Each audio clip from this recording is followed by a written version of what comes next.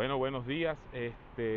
Respondiendo a la pregunta de mis amigos de todolet.cl, a quienes les mando un abrazo, con respecto al video que hice sobre cesacionismo y continuismo, ellos me preguntan qué pasa con las iglesias que hablan en lengua o que creen en el don de lengua. Bueno, esto es una respuesta que va desde el amor y con todo el respeto del mundo. No quiero atacar a nadie. Tengo amigos muy queridos, tengo familiares que han sido de mucho ejemplo para mí en cuanto a santidad y en cuanto a vida devocional, que creen que el don de lenguas sigue vigente. ¿Qué es el don de lengua primeramente según los que creen eso en la actualidad? Bueno, es un lenguaje diferente, imperceptible para el oído humano, un lenguaje no codificado, es decir, que no podemos entender, que no hay palabras con significado para nosotros, y que en un momento de mucha experiencia espiritual brota. Ellos afirman que es involuntario, en fin.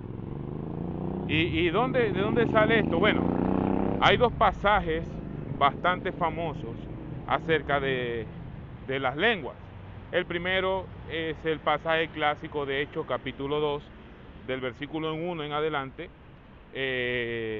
Dice que se escuchó un ruido como de un viento fuerte y como lenguas de fuego se posaron sobre sus cabezas y empezaron a hablar en lenguas. Eso es la llegada del Espíritu Santo en la fiesta del Pentecostés, que es una fiesta judía, en la cual todos los judíos debían volver a Jerusalén a cumplir su ritual judío.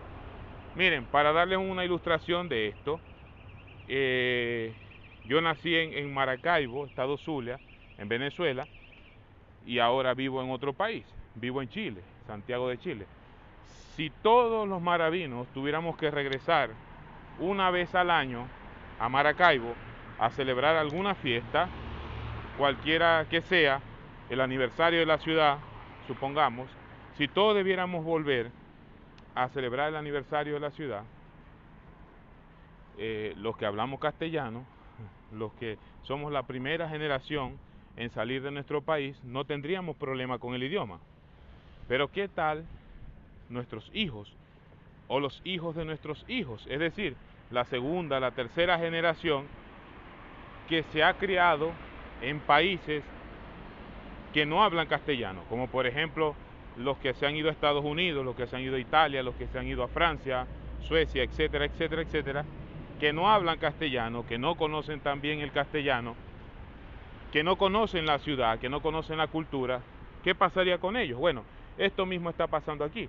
Judíos procedentes de todas las naciones, y en el libro de Hechos capítulo 2, después del versículo 5, usted va a ver eso, dice que moraban en Jerusalén judíos procedentes de todas las partes.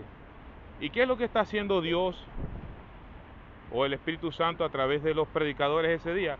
Bueno, los predicadores se paraban, hablaban, y cada uno de los que estaba presente los escuchaba hablar en su propia lengua, es decir, en el propio idioma del país donde procedían.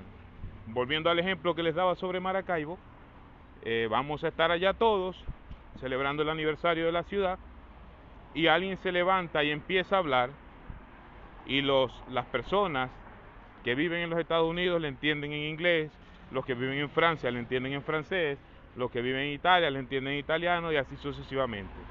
Ese es el primer pasaje, Hechos capítulo 2, del 1 en adelante. El otro es 1 Corintios 13. Pablo dice, si yo pudiera hablar en lenguas angelicales, si yo pudiera mover los montes y sacarlos de mi camino, si yo pudiera tener toda la fe del mundo, si yo pudiera tener todo el conocimiento del mundo, y según lo que yo creo, Pablo lo que está haciendo acá es una hipérbole, es decir, es una exageración. Él está exagerando.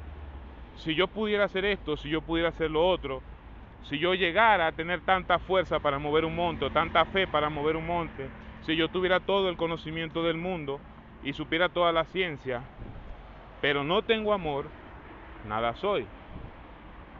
Él lo que está diciendo es, si yo pudiera hacer todas estas cosas maravillosas, hablar el idioma de los ángeles, pero no tengo amor, nada soy.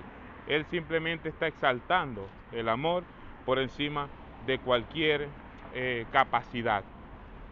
Por otra parte, siempre que en la Biblia vemos a algún ángel hablar con un ser humano, nunca se menciona o al menos se insinúa un lenguaje diferente.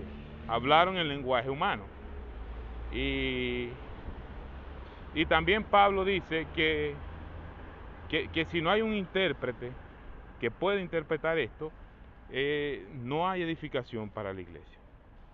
Como les dije al principio, esta es mi interpretación bíblica en cuanto a ese don, en cuanto al don de lenguas, y creo fielmente que Dios es claro en su mensaje y que no es necesario un éxtasis, una circunstancia que llegue incluso a ser incómoda para notar eso.